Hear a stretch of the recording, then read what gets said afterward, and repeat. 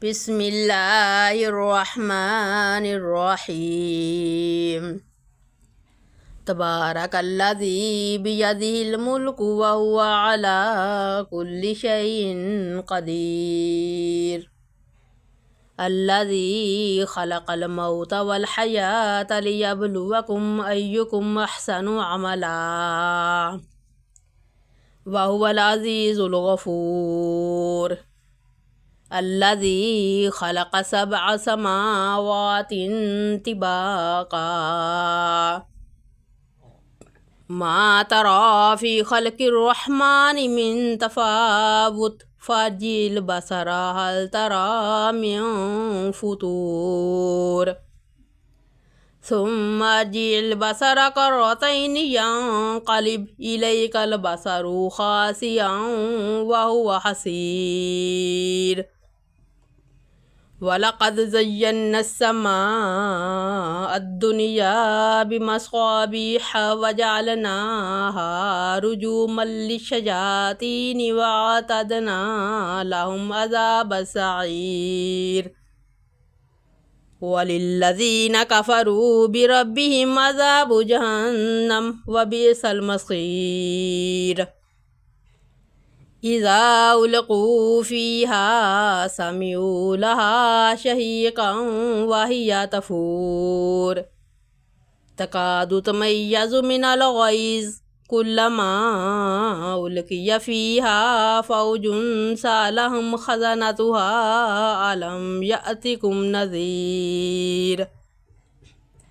قالوا بلى قد جاءنا نذير فكذبنا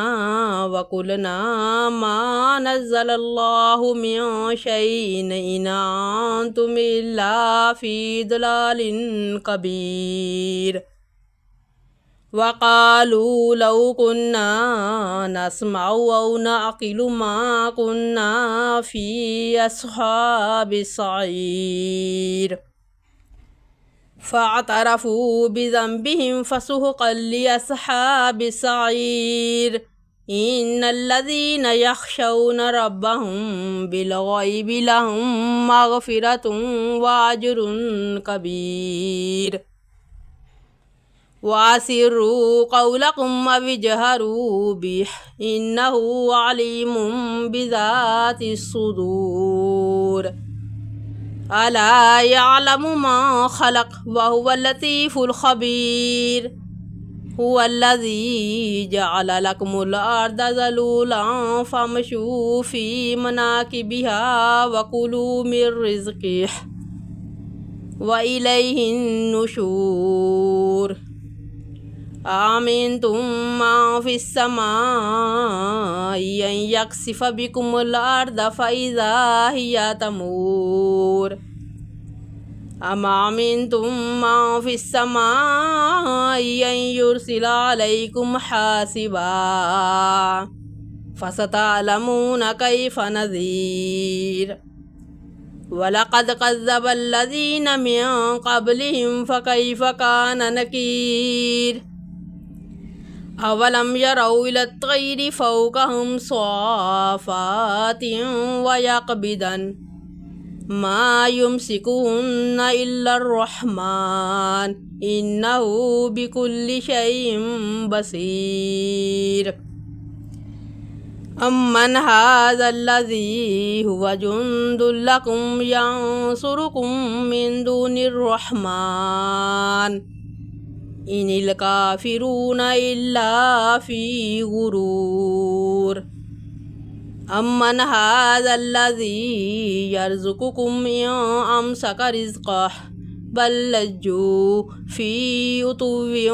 ونفور أفمن يمشي مكبا على وجهه يهدى أمن يمشي سويا على صراط مستقيم قل هو الذي أنشأكم وجعل لكم السمع والأبصار والأفئدة قليلا ما تشكرون قل هو الذي ذرأكم في الأرض وإليه تحشرون ويقولون متى هذا الوعد إن كنتم صادقين قل إنما العلم عند الله وإنما أنا نذير مبين فلما رأوه زلفة سيئت وجوه الذين كفروا وقيل هذا الذي كنتم به تدعون قل أرأيتم إن أهلكني الله ومن معي أو رحمنا فمن يجير الكافرين من عذاب أليم قل هو الرحمن آمنا به وعليه توكلنا فستعلمون ما هو في ضلال مبين قل أرأيتم إن أصبح ماؤكم غورا فمن يأتيكم بماء معين